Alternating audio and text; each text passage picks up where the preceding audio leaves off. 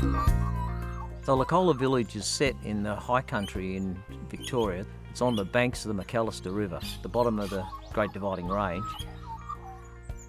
Ian Stockdale thought that Licola would make an ideal location for camps for underprivileged young people and purchased the property in 1969 on behalf of the Lions Clubs of Victoria in southern New South Wales. Lions have been concerned for some time that a large amount of their revenue goes towards generating their electricity and servicing their generators. I was approached by the Board of Directors of Lions Village Licola for a feasibility study into going solar.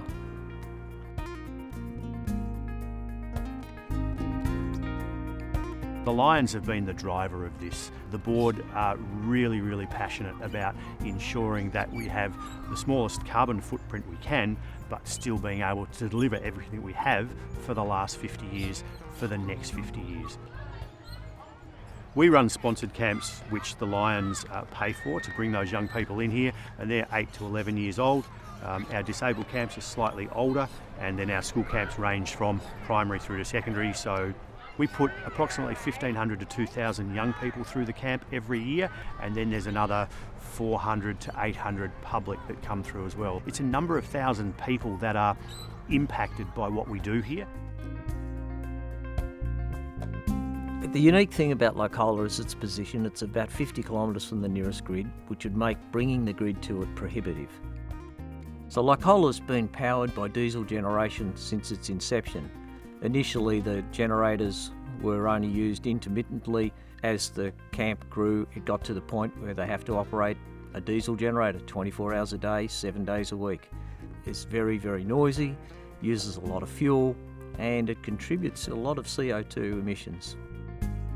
We're going to put up approximately 600 solar panels.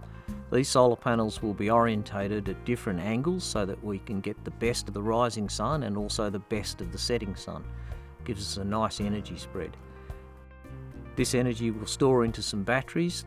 The batteries will be in 2 large shipping containers that'll weigh about 37 tonnes when it's completed.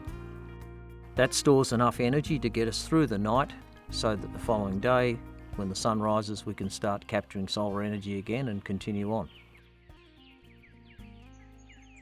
The inverters that we'll be using for this installation are designed and built in Australia. A lot of people don't realise that Australia leads that technology. We make some of the best inverters in the world. As technology has moved forward, it's obviously gotten better and better, and it's also become cheaper and cheaper.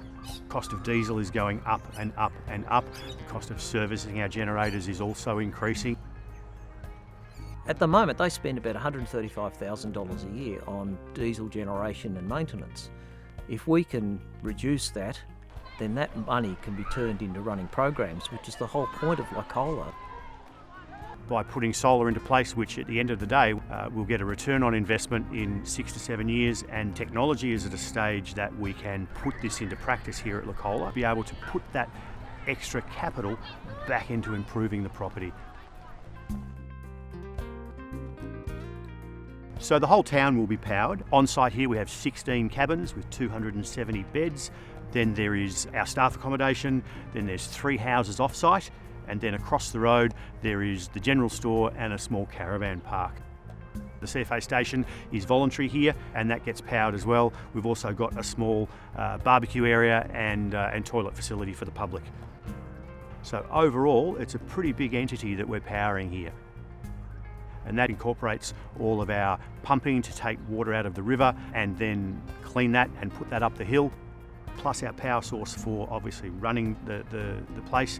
Our sewerage, everything gets powered by our now renewable resource.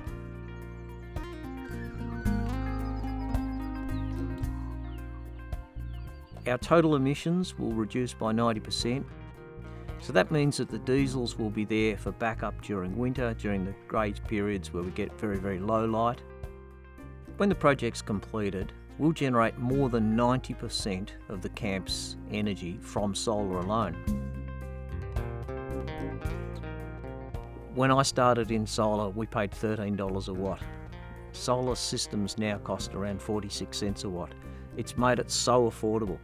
Things like this have become competitive with coal generation, and in fact are now cheaper than diesel generation. So this makes the whole thing possible.